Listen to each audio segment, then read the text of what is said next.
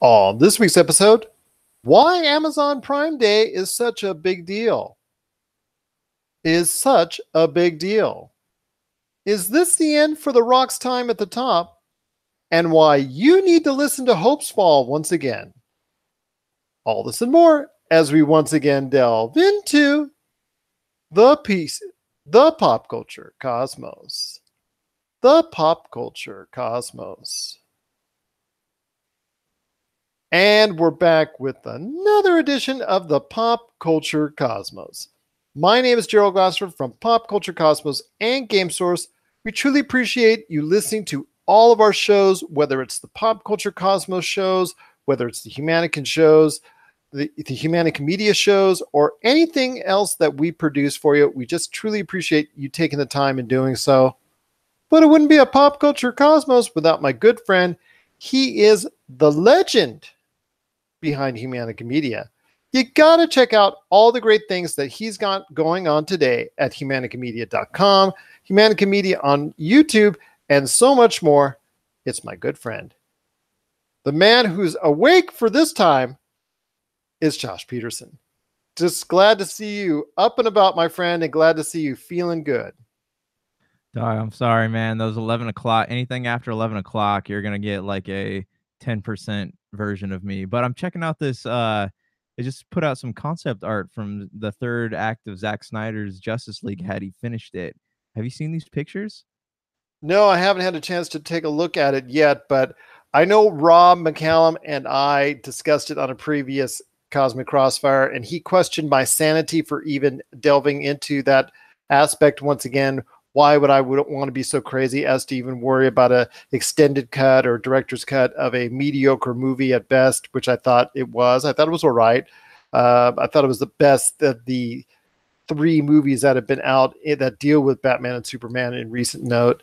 But to me, it's kind of intriguing that there was this whole other story to it. And during the show, I'm going to check out those shots and see what see what they're all about. But what are your thoughts on them? I think they look really cool. I mean, so this was the thing with Zack Snyder, was the fact that despite the earlier films, you look at some of his stuff and you're like, oh, okay, where is this going? He did have a plan. Like he said it in interviews, he said it on Twitter. He had a plan, and it was all going to go somewhere. And though some of the past decisions were questionable, if you hear, if you're reading this stuff about where the movie was going, and now they put out this concept art, it looks like it was going to all go somewhere really, really cool. And then not to say that the death of his daughter, ruined the movie, but I think the Warner Brother execs did a lot to kind of butcher the film and seal the fate of their DCEU. But I'm hoping that we can keep. I'm hoping we'll see that I might sound like a fanboy, but I hope that this long cut does exist, because that would be cool. But I doubt we're gonna see it, even if it does. But yeah, the concept art looks really cool. It looks like he had a much longer story in mind, because I think Justice League cut in at an hour and a half, if I'm not mistaken. That's correct. And it's so funny. Also, one of the stories go around is that is actually Zack Snyder's yacht that was used in the end credit scene as well. That wouldn't surprise me. But yeah, though, I mean, because all the other DC films were, they went probably a little bit over 2 hours, I want to say. But yeah, it seems like there's a lot taken out of the film, and I would have loved to see what his vision all the way through would have been like, instead of what Joss Whedon's butcher job was. I am seeing some of the actual shots and concept art as we speak, and it is really looking cool. Now, I don't want to put too much on Joss Whedon on this, because obviously he did a great job with the Avengers, and he was given only so much to work with at this point in time. So maybe we can consider it as much of a band-aid, if anything. But I don't want to be as harsh on him as saying it's a butcher job per se. But I think there was a directive that was made clear by like you said, the Warner Brothers executives on how they wanted to finish and complete this film, and that steered away from Zack Snyder's original direction for what the ending he thought should be. I am looking at the original concept art now, and it really looks like it would have been something special. But then again, that might have included the dialogue, the plot points, and some of the things that were not so good about it. But then again, there were also some aspects I really like with Justice League, which included the team building, the morale, the actual interplay between the characters, which I thought far and away was the best part of this mediocre film. Yeah, I mean, that was they're trying to, I don't know, it felt very Marvel-esque to me, some of those parts. And it's cool. I don't hate I don't dislike the film. I just wasn't, I felt like it could have been better, like when you walk out of a movie and you're like, I don't hate it, but it just didn't live up to my expectations. Same here. Like I said, to me, it's a mediocre film at best, which I know Rob just constantly gets on my case about for even wanting to see it again, much less an extended version. But to me, it's a very just. Let's not forget, Rob is kind of hypercritical about pop culture movies. So yeah, this is true. This is true. He has some taste which I don't agree with, and vice versa. But be that as it may, I would like to see what an extended cut is all about, just to see what Zack Snyder's original vision would be. But we're not talking about Zack Snyder right now. We're not talking about the Justice League. There's a whole other great, there's a whole bunch of stuff we do need to talk about when it comes to the pop culture cosmos. We will have Rob McCallum once again in the middle of the Cosmic Crossfire to probably give me more grief, but he is going to be there. He's going to talk about the collective efforts that are being made to try and combat the ever-growing power known as Netflix. We're going to talk about that, plus also Amazon as well. And speaking of Amazon, we're going to have a talk here in a minute in regards to Amazon Prime Day and the importance to it. Plus, we're going to recap the box office here domestically and what the fortunes look like for not only Hotel Transylvania 3, but what's going on with the Rock, and could we be getting some diminishing returns going forward as far as his star capability is concerned. Jay Bartlett shows up later in this broadcast to talk about Overwatch and the major deals that they signed with ABC, ESPN, and that family of networks from Disney in regards to the Overwatch League, and Blizzard just making a humongous deal, and what that means not only for the Overwatch League, but for consumers, esports fans, and all that as well. We're going to be delving into that a little bit later in the episode. Plus, Josh is going to remind us why you need to check out the latest album after a long, long hiatus. It is Hope's Fall, and he's going to tell you why you need to check out their latest album. Their latest album coming up later in the program. But first, like I said, it is Amazon Prime Day coming around the corner.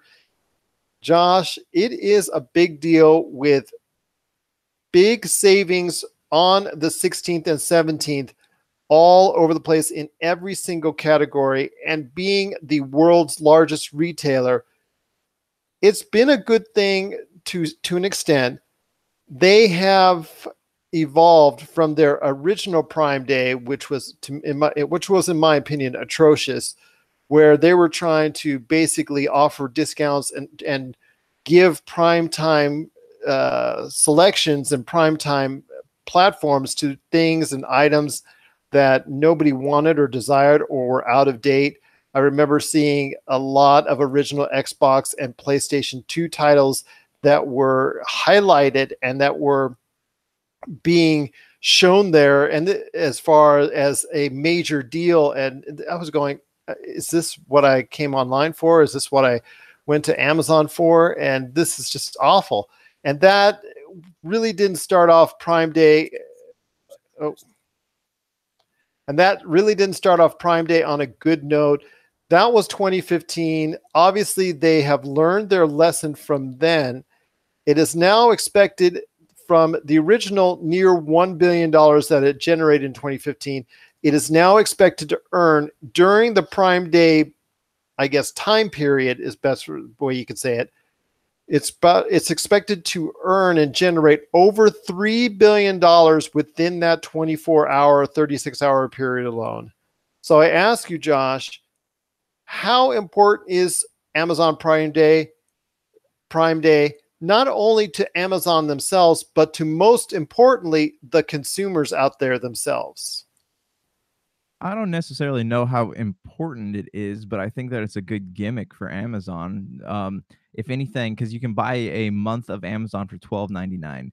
So if anything, I think what they're counting on is people paying for the month and then or doing the 30-day trial and then forgetting that they did it and just have it to keep continually billing throughout the cycle. But no, I like the idea of having a day because it kind of it's a big day for them. It's like Black Friday on Amazon, even though Amazon has their Black Friday and they have a Cyber Monday. This is like a day where the people genuinely look forward to. They don't have to line up, but they do sit at their computers and they're just ready to order whatever. And I know it used to be garbage, but now you can get things for cheaper. Amazon always, as far as like games go, Amazon, if you pre-order games, you get like $10 off if you're a Prime member. But it's nice because now they're actually putting popular games out. You can get things up to like 50% off if I remember correctly. They already posted some deals where you can get 20% off TVs and all that. Like I said, important, I don't know, because without it, Amazon, they would probably still be floating. But it's a nice gimmick. It's a good recruiting technique for people who want to be a part of Prime or are thinking about being a part of Prime, because they can kind of get on there and get a taste of what some of the deals are like. And I know they even have like flash sales throughout the year. So they're very clever in their marketing. And I'm waiting to see what comes out, but I got a few Amazon gift cards that I'm ready to spend come Prime Day. And there's well, it sounds like it. Got that plastic rubbing together, and you're ready to just go ahead and spend that money. But for them, as the revenue gets generated more and more, and like I said, it started out with close to $1 billion in 2015 originally, and they had a lot of issues, and a lot of people gave them a lot of grief over the selection of items. I think they've listened. Over the course of time, they've gradually increased their sales, and it is projected that they will do over $3 billion this current Prime Day season, which to me is a big step in the right direction, because then they'll start to understand, when they utilize this as one of the cornerstones of why you should get an Amazon Prime membership, they will focus more and more attention on it, and thus the deals that are out there will become better and better for the consumers at large. They'll become more attractive. The supplies will get larger, and maybe, like I said, we'll create a viable marketplace that you'll be able to go ahead and buy even better things at better prices. Although we're seeing, I was just checking it out. I was just checking out earlier. There are substantial triple figure discounts as far as over $100, $150, $200 going to be off on cell phones, electronics, TVs, like you mentioned, 20% off there. The Amazon Prime, which you can get 10% off already, the Amazon Prime account, which you can get on upcoming games up to $20 off already, makes it even more enticing, possibly even sales there. I know with a lot of the existing games that are out, there's going to be a ton of sales as far as for gamers, DVDs, Blu-rays. Oh my goodness. Streaming, there's even going to be sales on streaming movies and things of that nature. The DVDs and Blu-rays, that is a favorite, and that has always been a favorite of the Amazon Prime Days. So if you're looking for movies and television, expect to see a lot of discounts there. Collections, I know I'm still looking forward to getting the Lord of the Rings extended collection on Blu-ray. I've been waiting for that right sale, and I hear rumors that they might be going ahead and putting that back on a heavily discounted sale. So that, if that is a possibility that comes to life during that period of time, I'm going to be keeping my eyes on that, and a lot more. I know a lot of technology industries and technology companies are now focusing more attention, and even for that matter, non-technology companies, whether it's garments, whether it's kitchen, whether it's for the living room, what have you, a lot of manufacturers and companies out there are targeting Amazon Prime Day as one of the cornerstones of their business. Do you think that in response, I don't know, because I haven't really paid attention the past few years. In response, do you think that stores like Target and Best Buy are going to try to put some kind of sale out there to uh, get attention off of Amazon and back into their stores if possible? Because I remember Target, um, Target started doing some kind of like thing similar to Cyber Monday too by cutting prices on that Monday following Black Friday. So I'm just curious, what do you think of that? But that's the point. They're doing all those sales around the Black Friday area, which is great, but it's for that general time period. Now, you and I, who have experienced time in the retail industry, know that for most companies out there in the retail industry, a significant to a almost dominant amount of the percentage of their sales come from that Black Friday period. Now you've got Amazon with their Prime Day that's generating a ton of revenue at another point in time during the year.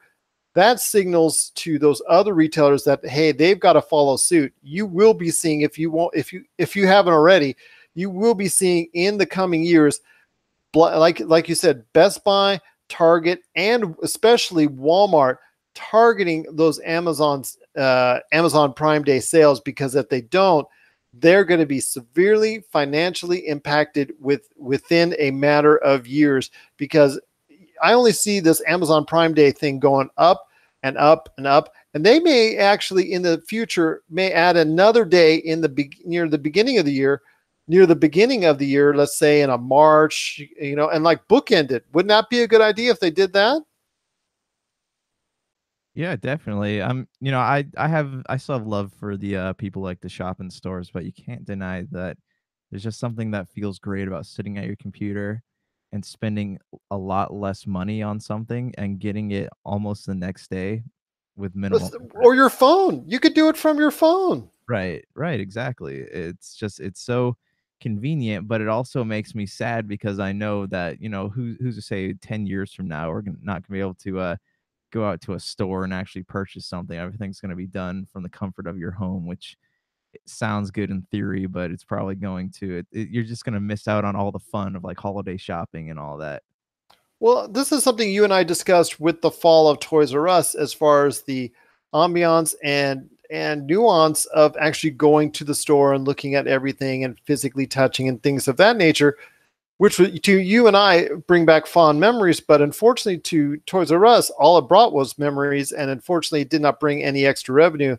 And they were caught against the grain, going against the grain on that, and unfortunately, it ultimately led to their demise, because they weren't able to get a foothold and get a foothold in the online marketplace to any extent, which was a shame, because you and I both love Toys R Us. But you and I see this same pattern going on, as well as Douglas and I. We just talked about Douglas and I. We just talked about that at Retro City Games, about how the big business and online scenario, as far as the marketplace is concerned, even impacts his business as one of the leading video game retailers in Las Vegas area, still impacts his business.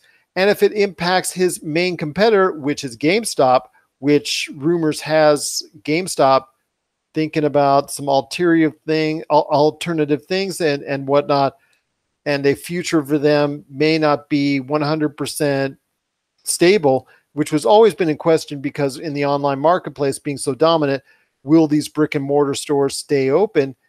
That leaves a problem for him if they go out of business, making it easier in one way for him and not making it easier for him in another. So I can see from all these vantage points what online shopping does, the convenience of it, and that's awesome. And I shop online all the time myself, and also the effect it has when you and I go ahead and hit that purchase button on our computer or on our mobile phone.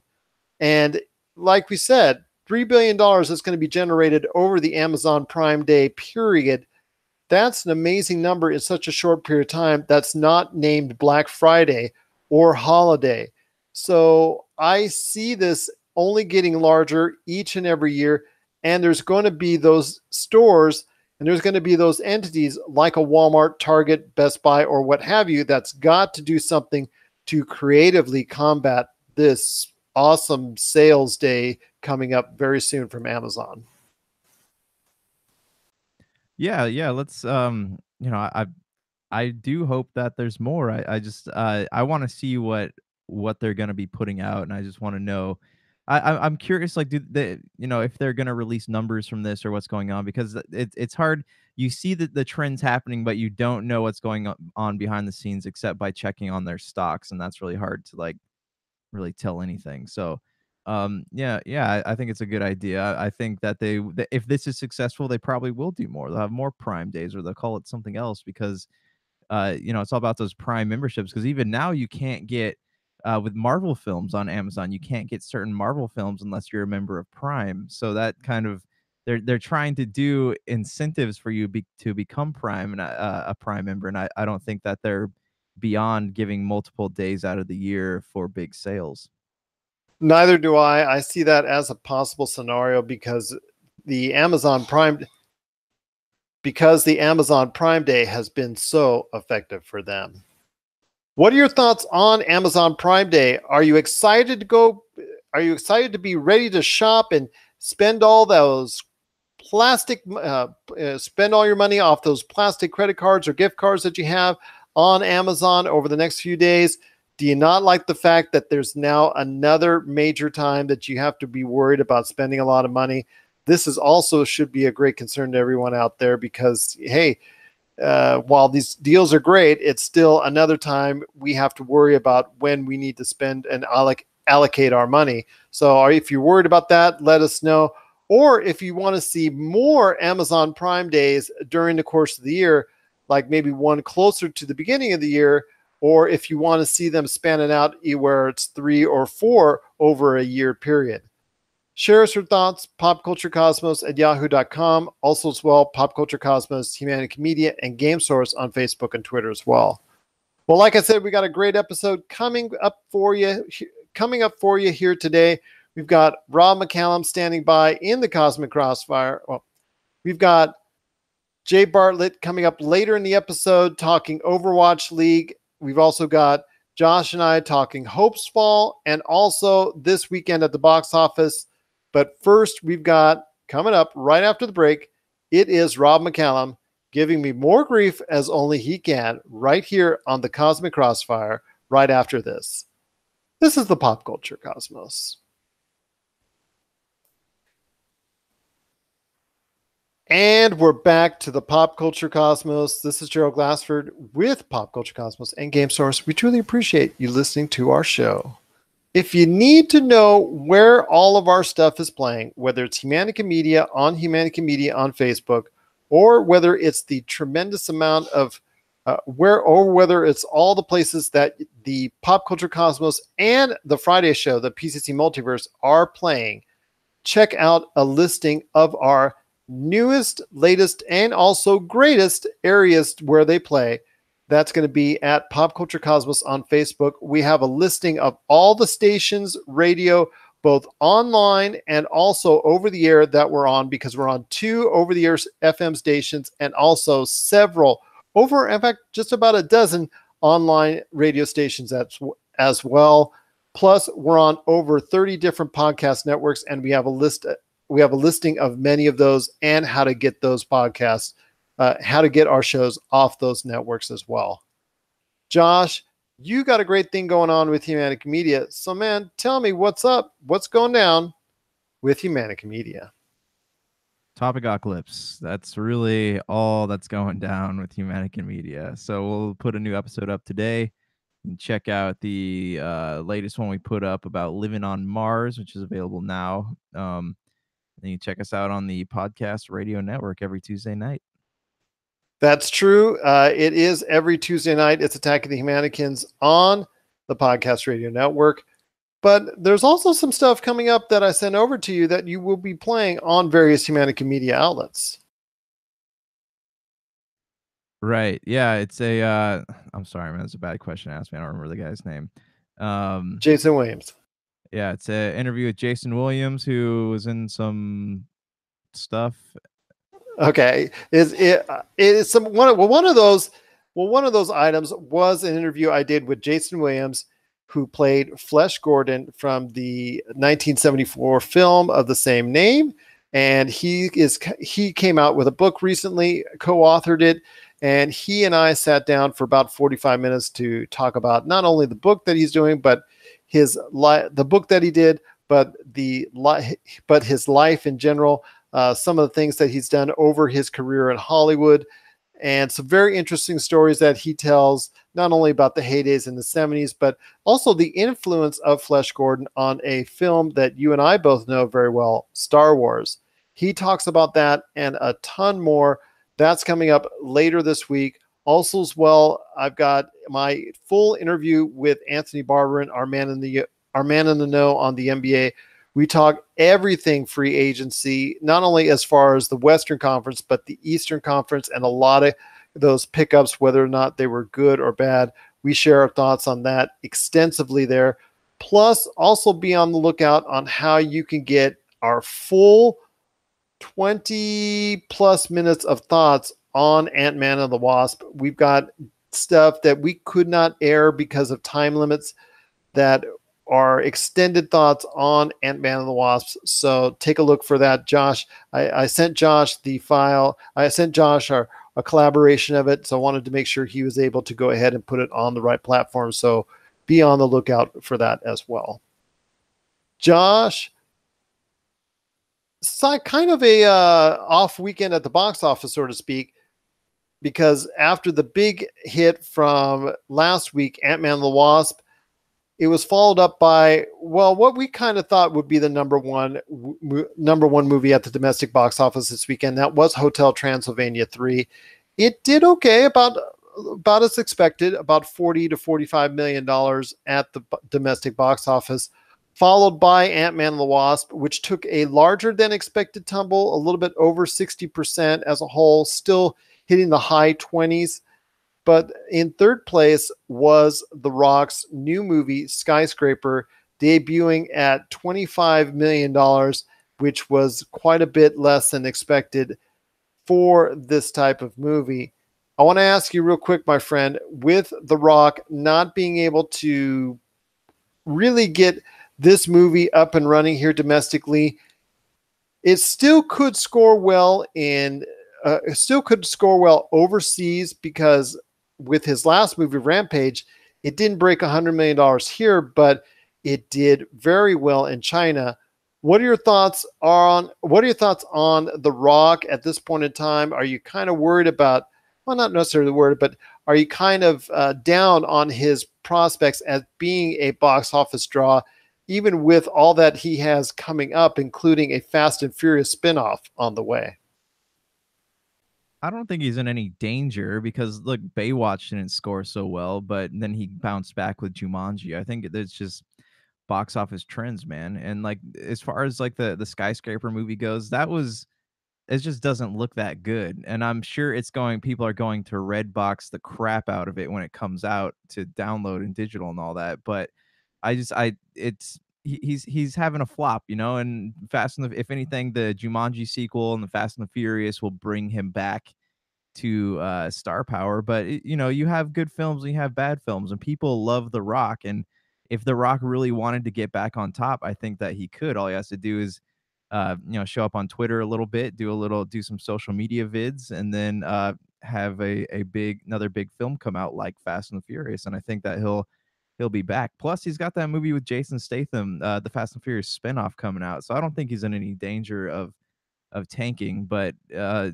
also think that people are only so willing to give big stars like that so many chances. You're only allowed so many flops before people just stop having faith in you. But The Rock, I think he's at a point in his career where a little bit of wrong won't cause him to really crash and burn it all.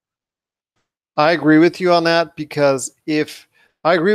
but if his let's say drawing power doesn't make the sequel to Jumanji or the spinoff from the Fast and Furious big hits, then people are going to start to wonder. People are going to start to doubt him as a box office draw, and from there you're probably going to see a lot less interest in his movies, which may further necessitate or further expedite his desires, maybe to get into politics, as he has mentioned from now and then. But I agree with you on that. We'll have to wait and see what his career pans out as.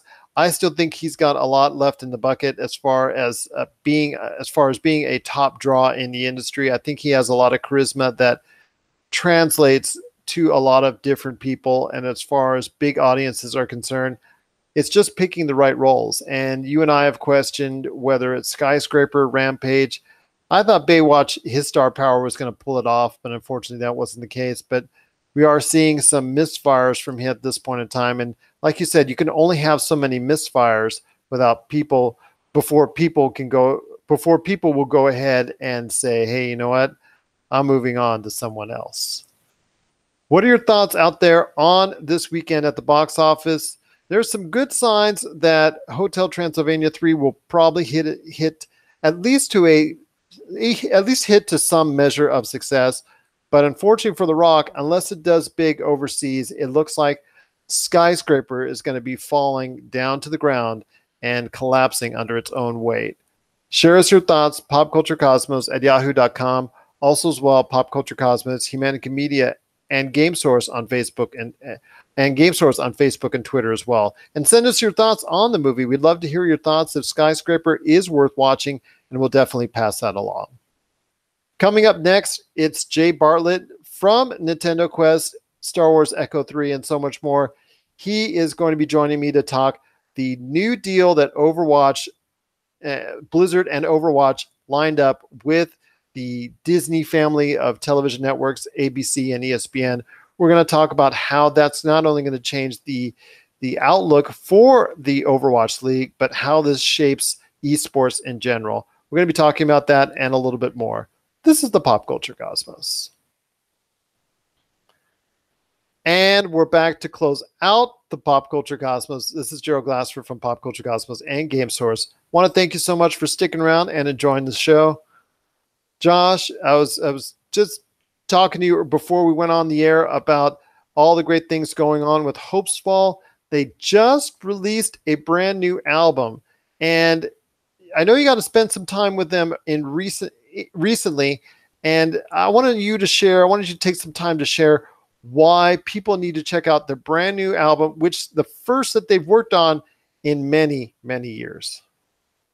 Right. Yeah. It's been 11 years since their last album, Magnetic North, came out. And that was, they were under a lot of pressure back then because they were part of a record company that had kind of forced the band apart. And then they, I guess, cut tracks off of the true album. I mean, the album is still good, but they cut tracks off that the band members are really proud of. But yeah, Arbiter is the first new album that they've come out with in 11 years, and it has all the, for the most part, I think a couple, they're not all original members, but they do have the original drummer. Jay Forrest does the vocals. It's the Hopesfall that we know and love. They kind of, I had a chance to sit down and listen to the album, and they kind of, it sounds like they really reinvented themselves, but they reinvented themselves into something that just is amazing. And the album is so good. And if you get a chance to listen to it front to back, like I would definitely do it, because the album is it's more of an experience than anything else. You can't just listen to a few songs and get it. Like once you listen to the first track all the way to the 10th track, you kind of hear a story, and they're talking about the Arbiter. It almost sounds like it needs its own graphic novel, but I can't really put it into words. There's more of a story to it, but if you want to hear, you should check out the episode of Topicocalypse where we interview the drummer Adam Morgan. He kind of talks about how the album came to be and what they've been up to all this time and what inspired it, and how they just kind of wanted to write music that they know, that they like, instead of what everyone, because it's I'm sure as people in the music industry, you always have fans who, like, they're either a fan of the last album, they're a fan of the first one, they're a fan of the newest stuff. Like there's so much divide, especially in like the metalcore genre of fans just wanting so much of you. But they did a good job this time of they went back to the basics of like Satellite Years, and then just kind of reinvented the wheel, so to speak. But it's definitely worth checking out. The album is called Arbiter, and you can get it on iTunes, or you can order off their website. It comes with, you can get a vinyl edition too, which I did pick up, and it has a T-shirt if you're interested in that. But yeah, I would definitely recommend checking out the interview we had with Adam Morgan on Topicocalypse. It's episode 35, and you can find it on iTunes and Podbean.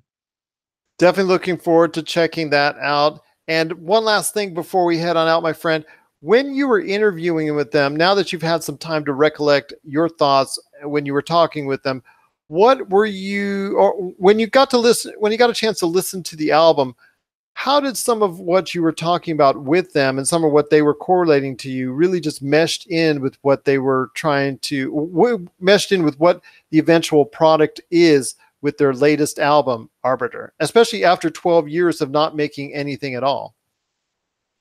Well, originally they had said that they didn't want it to be a Hopes Fall record, because the drummer on this album he hadn't been on the last two albums. Like, he was on A-Types or Magnetic North. He was part of the Satellite Years. And then so him and the guitarist and bass player, they all jammed together, and they just kind of, after bowling night, they would go to one of their houses and have a few beers and just throw down some tracks, and then that's what Arbiter was born out of. So originally they didn't want it to be a Hopes Fall album, so they were going to try to find another vocalist who was local to them, and then they just decided, in the end, to send the tracks over to Jay Forrest, who lives in another state, to kind of see what he can do with them. And then when they sent it back, like, that's what was born. Originally they wanted to be called Arbiter, but then they decided to make it a Hopes Fall album and call the album Arbiter. But it reminds me of um kind of like those old science fiction movies where you have, like, the hero astronaut, like Forbidden Planet. You have the hero astronaut, and he's saving the day and all that. That's kind of what the story being told in Arbiter reminds me of. I feel like it definitely needs a graphic novel companion, but it's good. It's evolved, compared to their old stuff, but it's like, it's something new, but it's still really great. And I think that if you're an old Hopes Fall fan or a new Hopes Fall fan, this is definitely an album that will appease some part of your fandom. And that album is called Arbiter, and you can get it today on iTunes and many other audio outlets. Definitely got to take a listen to it. And also to the interview that Josh conducted.